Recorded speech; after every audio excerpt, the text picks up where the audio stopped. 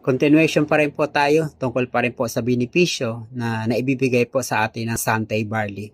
Dapat po umiinom kayo nito araw-araw para at least maiwasan po ang mga dapat maiwasan.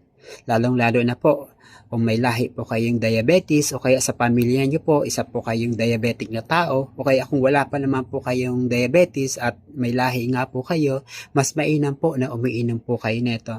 Kasi sa pag-inom po ng Santay Barley, binabalanse niya po ang sugar level nyo. Napoproteksyonan ang heart condition nyo para at least lagi pong malusog. Niiwasan niya na magkaroon po kayo ng hypertension at higit sa lahat, naiiwasan niya po ang blood clotting sa ugat natin. Kasi kung kayo man po may hypertension o kaya high blood, mini-maintain niya po ang dugo. Naiiwasan niya pong mangyari po ang mga dapat na mangyari po sa inyo. Kasi sa dugo po, dyan po pumapasok ang heart attack. Dapat po maiwasan natin yan kung gumagamit po tayo ng Santay Barley. Umiinom po talaga dapat tayo ng inumin na Santay Barley kasi mga doktor na ang nagsasalita na napakagandang benepisyo po ang naibibigay po ng Santay Barley.